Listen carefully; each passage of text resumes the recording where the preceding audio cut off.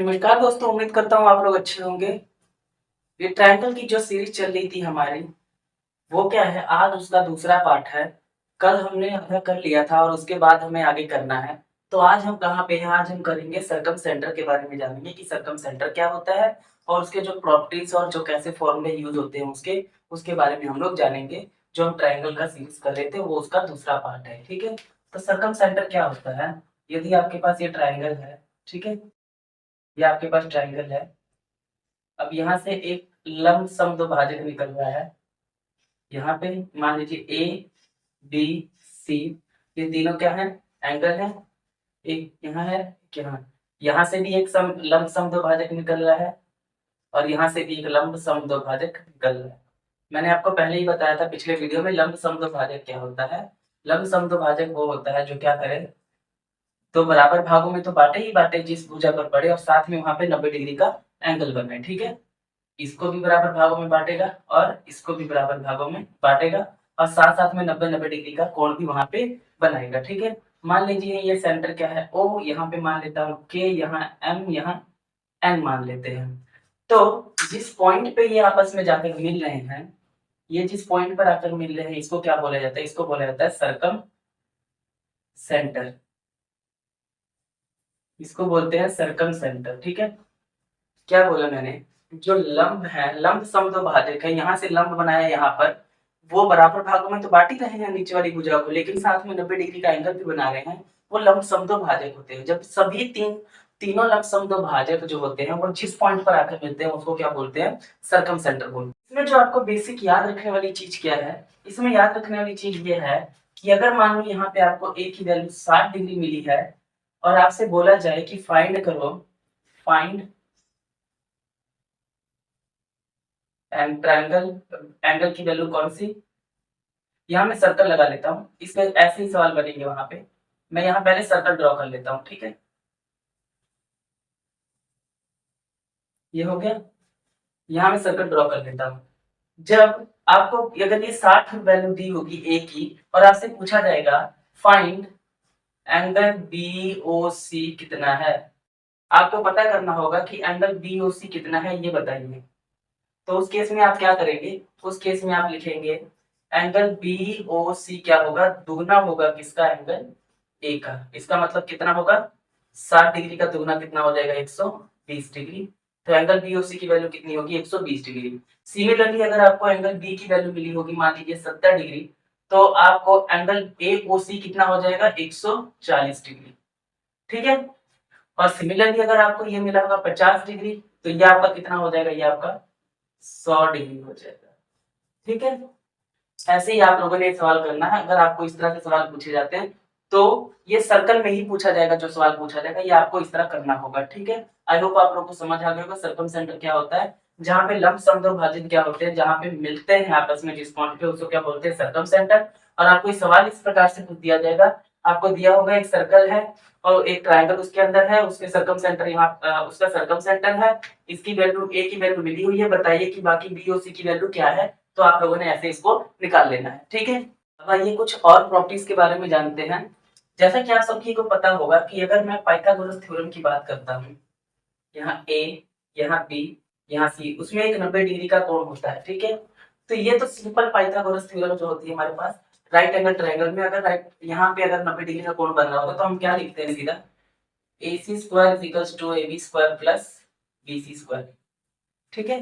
लेकिन अगर ये जो 90 डिग्री का एंगल है वो किस केस में आए, वो अगर आ जाइए तो राइट एंगल ट्रायंगल है। मैं यहाँ लिख देता हूँ, इसको लिखते हैं हम right angle, right angle triangle. लेकिन अगर यही केस अधिक कोण, एक्यूट एंगल या एब्ट्यूज एंगल में हो जाए, तो अधिक कोण और न्यून कोण में हो, तो यहाँ पे कंडीशन क्या आएगी, मैं उसके बारे में बताता हूँ, ठीक है। पहले हम बात करते हैं कि अगर एंगल बड़ा हो जाए, मान लीजिए ये कौन सा है, ये है अधिक कोण, और इसका एल्टीट्यूड कहाँ आ जाएगा, इसका जो 90 डिग्री का एंगल कहाँ बन जाएगा, बाहर बनता है अधिक कोण के केस में, ठीक है। ये है कौन सा, अधिक कोण। और हम दूसरा बात करते हैं कौन सा, न्यून कोण, जिसका जो हो गया है वैल्यू आपको पता है 90 डिग्री से कम होता है, जो ये एक ये मान लेते हैं, ये है 90 डिग्री से कम और इसका एल्टीट्यूड यहाँ पे मान लीजिए 90 डिग्री इसका यहाँ पे लाई कर रहा है, ठीक है। ये अधिक कोण में क्या होता है, 90 कोण डिग्री का जो होता है वो कहाँ चला जाता है, बाहर चला जाता है। यह अधिक कोण जिसकी वैल्यू क्या होती है 90 डिग्री से ज्यादा होती है, 90 डिग्री से जिसकी वैल्यू ज्यादा होती है। इसमें क्या होता है, इसमें 90 डिग्री से क्या होता है, कम होती है वैल्यू, इसको कहते हैं न्यून कोण, या इसको एक्यूट एंगल बोल देते हैं, एब्ट्यूज एंगल बोल देते हैं, ठीक है। अच्छा, यहाँ चलो इंग्लिश में भी लेते हैं, इसको बोलते हैं एक्यूट एंगल, इसको बोलते हैं ऑब्ट्यूज एंगल, ठीक है। तो हम जब हमें सब पाइथागोरस थ्योरम हमें सबको पता है कि पाइथागोरस थ्योरम में ये तो ठीक है कि इसका क्या होता है, जब राइट एंगल ट्रायंगल होता है तो सिर्फ हमने क्या करना है, ac square is equal to ab square plus bc square direct हम लोग कर देते हैं। लेकिन अगर यही केस इसमें पूछा जाए तो मान लीजिए ये है a, ये है b, ये c और ये d है। अगर यहाँ पे आपसे पूछ ले कि चलो ac फाइंड करो तो क्या फिर भी ये फॉर्मूला लगाएंगे? नहीं, इस केस में फॉर्मूला अलग रहेगा, उस केस में फॉर्मूला अलग रहेगा। तो हम उसी फॉर्मूले के बारे में बात करते हैं कि अगर आपसे ऐसा पूछ लिया जाए कि एक ऑब्ट्यूज एंगल है, अधिक कोण है, वहां से आपको AB की वैल्यू दे सकता है वो और आपको BC की वैल्यू दे देगा, बोलो, और साथ में AD की वैल्यू या कुछ भी वैल्यू दे देगा, AD की वैल्यू दे देगा, बोलेगा कि AC की वैल्यू फाइंड करो। तो आप AC की वैल्यू कैसे फाइंड करोगे यहाँ पे? तो AC यहाँ पे निकालने का क्या फॉर्मूला होगा, AC का स्क्वायर, बिल्कुल ऐसे जैसे पाइथागोरस में था, AC square is equal to सबसे पहले क्या, AB स्क्वायर, आप लिखोगे AB square plus BC square plus साथ में क्या आएगा 2BC इंटू AD। ये किसका फॉर्मूला है, ये अधिक कोण के केस में। देखिए मैंने क्या किया है, AC स्क्वायर वैसे ही जैसे यहाँ पे था, उसके बाद क्या किया है, AB square plus BC square, ये वाला यहाँ AB square plus BC square, ये प्लस मल्टीप्लाई किया क्या उससे 2BC इंटू AD के साथ, 2BC इंटू AD के साथ क्या क्या है मल्टीप्लाई। ये किस केस में होता है, जब अधिक कोण होता है, ऑब्ट्यूज एंगल होता है। तो आइए तीसरे के लिए कंडीशन देखते हैं जिसे आप बोलते हो एक्यूट एंगल या न्यून कोण जिसे बोलते हो। मान लीजिए इसमें एक एंगल है, मान लीजिए ये क्या है, C है 60 डिग्री, ये क्या है C जो है एंगल वो क्या है 90 डिग्री से छोटा है। बिल्कुल हम लोग क्या पढ़ते हैं, पहले अधिक कोण पढ़ते हैं फिर एक्यूट एंगल पढ़ते हैं। इसमें कोई एंगल है C, मान लेते हैं ये 90 से छोटा है, ठीक है, ये भी 90 से छोटा है। अब क्या करना है हम लोग को, अब हम लोग को पता करना है कि बताइए AB की वैल्यू क्या। मान लीजिए वो बोल देता है कि चलो AB की वैल्यू फाइंड करके दिखा दीजिए, तो हम उस केस में क्या करेंगे, हम लिखेंगे AB स्क्वायर किसके बराबर होगा, इज इक्वल्स टू, अगर आपको AC बोलता है मैं दोनों में लिख देता हूँ, AB स्क्वायर मान लीजिए वो कहता है कि आप AB स्क्वायर फाइंड कीजिए, यहाँ पे ये x दे देगा, इसकी कोई वैल्यू दे देगा, इसकी कोई वैल्यू दे देगा, इसकी कोई वैल्यू दे देगा, जैसे 2BC इंटू DC, ठीक है। याद रखिएगा कैसे, AB स्क्वायर अगर आपको निकालना है किसके बराबर होगा, AC square plus BC square minus कर दीजिएगा 2 times of BC into DC, ठीक है। ये है तीनों के तीनों फॉर्मूले, आप इसे लिख लीजिएगा, ये बहुत ज्यादा इंपॉर्टेंट है। जब भी आप सवाल करने बैठेंगे तो बहुत आपको इजी होगा, आप देखेंगे कि आप इन फॉर्मूलों को याद करके बड़ी इजीली तरीके से उसको सवाल को निकाल पा रहे हैं। ये ऐसे क्या होता है, आपको कोई ये वैल्यू दे देगा, ये वैल्यू दे देगा, ये दे देगा, बोलेगा कि बताइए कि इसकी वैल्यू कितनी है, ठीक है। सिमिलरली इसमें हो सकता है कि AD की वैल्यू पूछ ले, वो बाकी सभी वैल्यू दे दे, तो आपने जहां हो सकता है कि आपको AB की वैल्यू पूछ ले तो सभी वैल्यूज आपको दी हो, आपने क्या करना चाहिए, वैल्यू निकाल लेनी यहाँ से। आपको हो सकता है कि AC की वैल्यू वहां से फाइंड करने को बोल दे, तो आपने AC छोड़ के बाकी सभी वैल्यू पुट कर देनी और आंसर यहाँ से निकाल लेना है, ठीक है। आई होप आप लोगों को ये समझ आया होगा। हम बढ़ते हैं अपने अगले कॉन्सेप्ट करा देता हूँ ट्राइंगल का। क्या होता है, मान लीजिए कि ये कोई ट्राइंगल है, ठीक है। अगर ये मान लिया जो भुजा A है, ये B है और ये C है, ठीक है। अब मैं क्या करता हूँ, C को ना बढ़ा देता हूँ कहां तक, मान लीजिए P तक मैंने एक्सपेंड कर दिया, ठीक है। अब यहाँ पर एक एंगल है, यहाँ पर भी एक एंगल है, यहाँ पर भी एक एंगल होगा और यहाँ पर भी एक एंगल है, मान लेते हैं। अब आपको क्या बोले, मान लीजिए इसकी आपको एक वैल्यू दे दे, क्या x दे दे, इसकी आपको वैल्यू एक y दे दे। आपसे पूछेगा कि बताइए ACP की वैल्यू क्या है, तो जो ACP की वैल्यू होती है वो होती है x प्लस वाई के बराबर। मतलब कहने का क्या है कि जो इंटरनल एंगल होते हैं, जो एक्सटर्नल एंगल जो होता है ये वाला, वो किसके बराबर होता है? दो इंटरनल एंगल के जोड़ के बराबर, ऑपोजिट डायरेक्शन वाले के। लेकिन वो बाहर होना चाहिए, इसकी बात नहीं कर रहा मैं, इसकी बात कर रहा हूँ। ठीक है, कैसे? ये रहे एक्स वाई और ये जो बाहर का एंगल है ये दोनों के प्लस के बराबर होगा। ठीक है, अगर यही मान लो मैं थोड़ा उल्टा कर देता, अगर इसको मैं यहाँ से ऐसे बढ़ा दूं तो क्या होगा? जो इधर वाले दो एंगल होंगे यहाँ एक्स और वाई, तो ये इनके प्लस के बराबर हो जाएगा। इन दोनों के प्लस के बराबर ये। सिमिलरली इन दोनों के प्लस के बराबर क्या होगा? ये वाला एंगल होगा। अगर मैं इसको यहाँ से ना बढ़ाकर, अगर मैं यहाँ से बढ़ा दूं तो आप कैसे देखोगे इसको? अगर मैं बोलूं कि बताइए ये वाला एंगल किसके बराबर है, मैं बोलूंगा बताइए ये एंगल किसके बराबर है? यदि इसकी एक वैल्यू दे रखी है और इसकी एक वैल्यू दे रखी है एक्स वाई, तो आपका करेंगे यहाँ एक्स प्लस वाई लिख देंगे, ऑपोजिट देखना है आपने। ठीक है, आई होप ये रूल आपको पता लग गया होगा। क्या कहना चाह रहा हूँ मैं इसमें, कि जो बाहरी कोण होता है वो अंदर के दो ऑपोजिट जो एंगल होते हैं उन दोनों के सम के बराबर होता है। मान लीजिए आपको अगर दिया होता 10, ये 20, तो कितना हो जाता है? ये टोटल 30 हो जाता है। ठीक है, आई होप आप मेरी बात को समझ पा रहे हैं। हम एक बहुत ही इंपॉर्टेंट रूल को देखने जा रहे हैं ट्रायंगल में। क्या? पहले मैं यहाँ पहला केस लिखता हूँ, यहाँ दूसरा केस। ठीक है, क्या होता है यदि मान लीजिए ये एक ट्रायंगल है,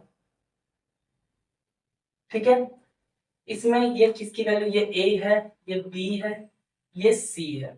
सिमिलरली यहाँ भी एक मान लेता हूँ, क्या है? एक ट्रायंगल है, इन सब की वैल्यू है ये ए, ये बी, ये सी है। अब क्या होगा, यहाँ एक एंगल है, मान लीजिए यहाँ एक एंगल है और यहाँ एक एंगल है।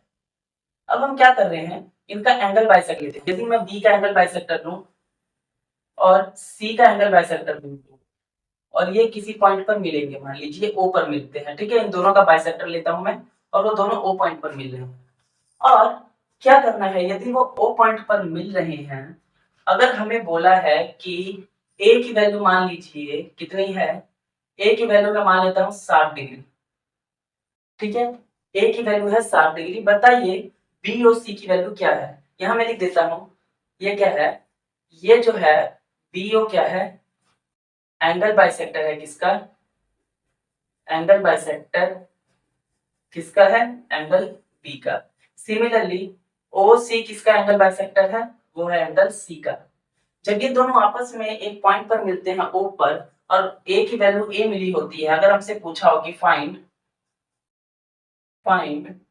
एंगल बी ओ सी, तो उस केस में आप क्या करेंगे? ये तो पहला केस आ गया। सिमिलरली ये तो इंटरनल एंगल बाइसेक्टर था कि अंदर से बाइसेक्ट कर रहे थे। अगर मैं इस दूसरे केस की बात करता हूँ, मैं क्या करता हूँ, यहाँ मैं इसको भी रब करके यहाँ लिख देता हूँ BC। ठीक है, यहाँ से मैं क्या करता हूँ, उसने बोला कि अच्छा ऐसा कीजिए, इसको थोड़ा बढ़ा दीजिए और इसको बढ़ा दीजिए नीचे, इसको P तक बढ़ा दीजिए, इसको Q तक बढ़ा दीजिए, और इसका जो बाहरी इंटरनल एंगल बनेगा, वहां इंटरनल था, बल्कि इसका जो बाहरी एंगल बनेगा मतलब एक्सटर्नल एंगल जो बनेगा, अब उनको क्या कर दीजिए, बाइसेक्ट कर दीजिए और उनको मिला दीजिए किस पॉइंट पर? ओ पॉइंट पे, और यहाँ पे एक एंगल क्रिएट होगा। ठीक है, जैसे उसमें क्या था, इसमें इंटरनल किया गया था बाइसेक्ट, इसमें एक्सटर्नल बाइसेक्टर। ये है इंटरनल बाइसेक्टर। ठीक है, यहाँ लिख देता हूँ बाइसेक्टर, यहाँ एक्सटर्नल बाइसेक्टर, एक्सटर्नल बाइसेक्टर।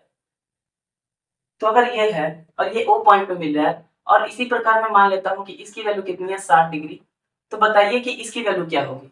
दोनों केस क्या है, एक दूसरे के ऑपोजिट है, तो रूल भी कहीं एक दूसरे के ऑपोजिट होंगे। तो मैंने इसलिए आपको दोनों इकट्ठे कराए ताकि आपको दिमाग में ये अच्छा हो जाए। जब भी आप देखना ये ऊपर की तरफ मिल रहे होंगे, जब भी इंटरनल बाइसेक्टर आपस में वो मिल रहे होंगे और ऊपर कोई वैल्यू दी होगी और हमें ये वैल्यू फाइंड करनी होगी, तो आप उस केस में फॉर्मूला क्या लगाइएगा? उस केस में फॉर्मूला लगाइएगा 90 डिग्री प्लस, यहाँ लगा दीजिएगा, हाँ 90 प्लस थीटा बाय 2। उस केस में आपका फॉर्मूला लगेगा 90 प्लस थीटा बाय 2।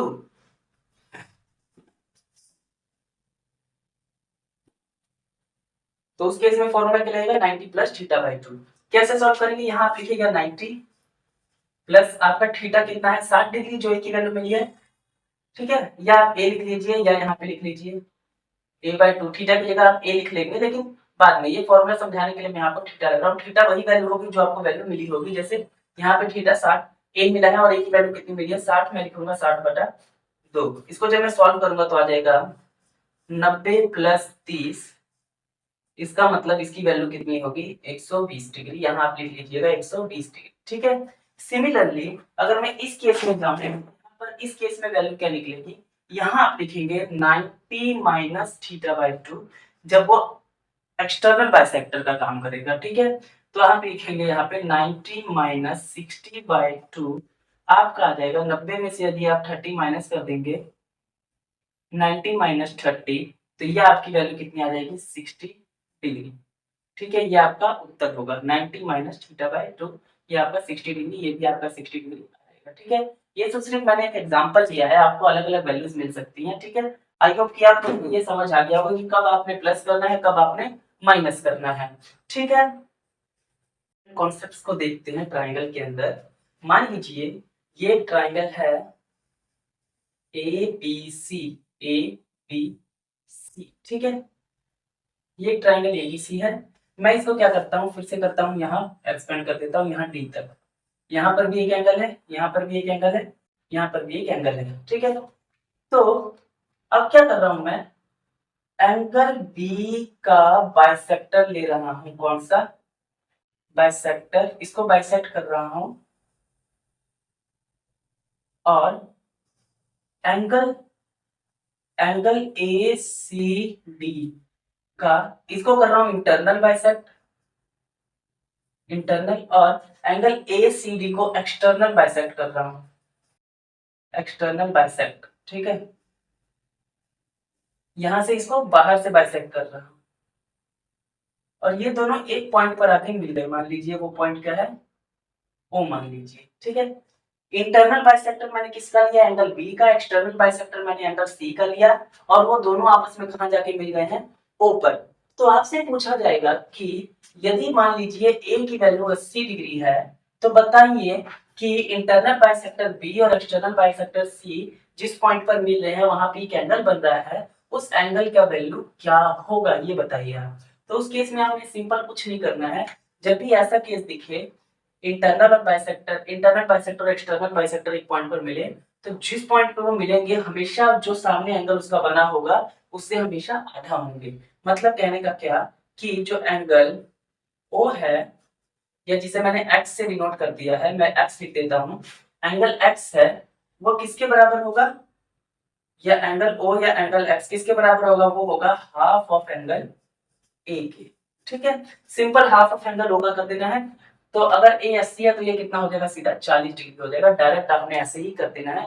बहुत इंपॉर्टेंट रूल है जो इसमें बहुत ज्यादा पूछा जाता है और ये सबसे इजी मेथड है कि क्या इंटरनल एक्सटर्नल दोनों आपस में जहां मिल गए वो क्या होगा आपका, वो पहले से क्या होगा उससे आधा ही बनेगा वहां पर।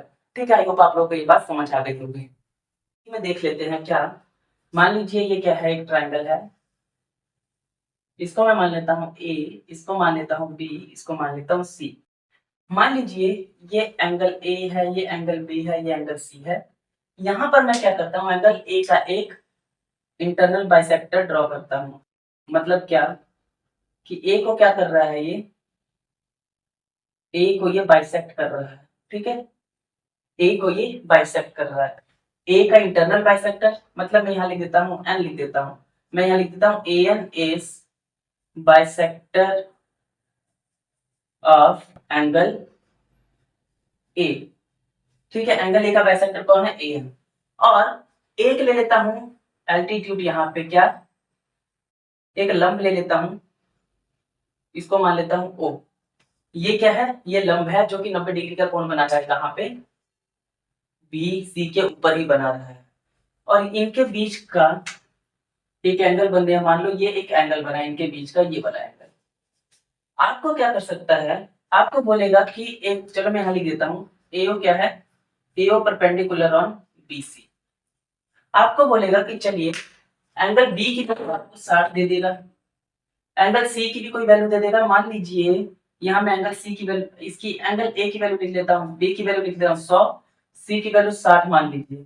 तो आपको ये बोलेगा कि बताइए एंगल बी एंगल ओ ए और एन की वैल्यू कितनी, या इसके अंदर आपको एक्स दे देगा, इस एंगल को पूछेगा कि बताइए ये वाला एंगल कितना है जो ये बीच में है इसके, ये एंगल छोड़ के ये बीच वाला एंगल बताइए कितने डिग्री का होगा, ये आपसे पूछेगा। ठीक है, जो ये बीचों बीच, ये देखिए मैं थोड़ा हाईलाइट कर देता हूँ, ये जो इनके बीच में एंगल बन रहा है ना, इसकी बात कर रहा हूँ मैं। ये देखिए ये वाले एंगल की। ठीक है, तो बोलेगा कि बताइए वो एंगल कितना है, तो वहां पे आपने कौन सा फॉर्मूला लगाना है, वहां आपने सीधा लगाना है angle A minus angle B, यहाँ आप मोड लगा लीजिएगा, उसको डिवाइड कर दीजिएगा बटा 2 से। मोड लगाने का मतलब क्या है कि कई बार अगर नेगेटिव वैल्यू भी आएगी तो क्या होगा, वो पॉजिटिव में अपने आप बन जाएगा। ठीक है, तो क्या करना है, 100 माइनस 60 बटा 2, 100 में से 60 माइनस कीजिएगा 40 बटा 2, इसका वैल्यू कितना आ जाएगा 20 डिग्री। इसका मतलब ये जो एक्स की वैल्यू आ जाएगी वो कितनी आ जाएगी 20 डिग्री, मतलब इसके अंदर कितना बना होगा 20 डिग्री का एंगल होगा। आपसे ऐसे डायरेक्ट सवाल पूछे जाते हैं कि बोलेगा कि चलो एक एंगल बाइसेक्टर है और साथ में एक क्या है परपेंडिकुलर है, एल्टीट्यूड है, और उनके बीच में एंगल जो बन रहा है बताइए वो कितना बन रहा है ये बताओ, और आपको बी और सी की वैल्यू दे देगा। ये एग्जैक्ट ऐसे ही पूछता है एसएससी के सवाल में। ठीक है, तो आपको फॉर्मूला डायरेक्ट याद रखना है, angle A minus angle B, mod लगा दीजिएगा। कई बार ये वैल्यू अगर बड़ी हो जाएगी छोटी तो उसमें माइनस में आपको दिक्कत ना है, मोड से क्या होगा दोनों के दोनों क्या हो जाएंगे अपने आप प्लस में आ जाएंगे यदि माइनस में होते हैं तो भी। ठीक है, आई होप आप लोगों को ये समझ आ गया होगा कि ये सवाल कैसे करना है। हम बढ़ते हैं अपने अगले कॉन्सेप्ट के। ठीक है, ये ए है, ये बी है, ये सी है, यहाँ एक एंगल है, यहाँ एक एंगल है, यहाँ एक एंगल है। ठीक है, मान लीजिए मैं ए से क्या कर रहा हूँ, एक मीडियन ड्रॉ कर रहा हूँ। मीडियन क्या होता है, जो नीचे के दो भागों को क्या करते हैं बराबर भागों में बांट दे, तो इसका मतलब ये क्या कर देगा इसको बराबर भाग में बांट देगा अगर ये मीडियन ड्रॉ कर रहा हूँ। तो जब मीडियन ड्रॉ करने के बाद ऐसा सिचुएशन बनता है तो उस केस में कौन सी कंडीशन बनती है, उस केस में कंडीशन बनती है A B upon this A B upon A C बराबर किसके हो जाता है, यहाँ अगर मैं डी मान लूं तो डी अपॉन डी सी। ठीक है, ये क्यों मैं करा रहा हूँ, कई बार क्या होगा आपको इसकी वैल्यू दे दी जाएगी, इसकी वैल्यू दे दी जाएगी, समहाउ इसकी वैल्यू दे दी जाएगी, आपसे इसकी वैल्यू पूछ ली जाएगी, तो आप डायरेक्ट यहाँ पे कर पाओगे। जैसे इसकी 5 दे दी, इसकी 10 दे दी, इसकी 2 दे दी, इसकी समथिंग बताई नहीं आपको, तो आप यहाँ डायरेक्ट वैल्यू पुट करके कर पाओगे।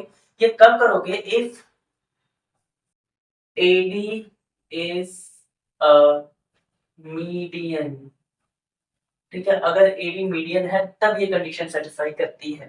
ठीक है, आई होप समझ आया होगा कि एबीसी ट्रायंगल है, एडी एक मीडियन है जो बराबर भागों में बांटेगी किसको बीसी को, तो उस समय कंडीशन क्या आएगा AB upon AC is equal to BD upon DC, ये कंडीशन सेटिस्फाई कर जाएगी। ठीक है, आई होप आप लोगों को ये समझ आ, थोड़ा बड़ा बना देता हूँ।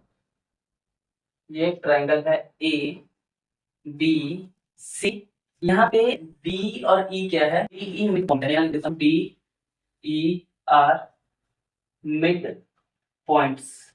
ठीक है, अगर डी मिड पॉइंट्स है तो क्या होगा बताइए, अगर डी मिड पॉइंट्स है तो जाहिर सी बात है एडी बराबर हो जाएगा डीबी के और एई बराबर किसके हो जाएगा ईसी के। ठीक है, और अगर मैं थेल्स थ्योरम के हिसाब से देखूं तो थेल्स थ्योरम क्या कहता है, जो डी होगा वो क्या होगा हाफ होगा किसका बीसी का, नो डाउट जो डी होगा वो हाफ होगा बीसी का अकॉर्डिंग टू थेल्स थ्योरम। ठीक है, अब यहाँ पे मुझे क्या करना है, ये तो बराबर हो गया, अब मैं क्या करता हूँ, मुझे दो चीजें यहाँ पूछी जा सकती है, मुझे पूछा जाएगा पहला कंडीशन मैं बताता हूँ कि अगर मिड पॉइंट है तो बताइए कि एरिया ऑफ ट्राइंगल ADE कितना होगा, इस ट्राइंगल का एरिया पूछा जाएगा कितना होगा। तो जब भी आपको ऐसा केस मिले ना, आप क्या कहोगे कि जो ADE है उसका ट्राइंगल का एरिया कितना होगा, 1/4 हिस्सा ऑफ ABC।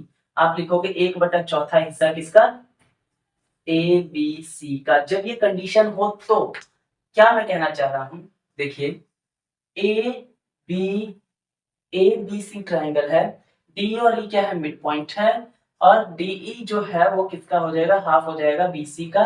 तो उस केस में आप कहोगे कि जो एरिया ऑफ ट्राइंगल ADE है वो 1/4 हिस्सा है किसका BD, किसका चौथा हिस्सा है ABC का। ADE का जो एरिया है इस वाले का वो किसका है 1/4 हिस्सा है पूरे वाले का। ठीक है, डायरेक्ट ये क्वेश्चन भी पूछा जाता है। अब इसमें एक और थोड़ा टर्म ऐड करते हैं, अगर मान लीजिए यहाँ पे और मिड पॉइंट दे दिया जाए F, मैं यहाँ लिख लेता हूँ F is also a mid point, also a mid point. अगर यहाँ पे एक और मिड पॉइंट दे दिया जाए और आप इसे ज्वाइंट कर देते हैं यहाँ से यहाँ, तो क्या क्या होगा बताइए। ऑफ कोर्स ये इसके बराबर हो जाएगा, ठीक है, ये इसके बराबर हो जाएगा। और अब क्या होगा, अब ऐसा है, ये तो इससे बराबर हो गए।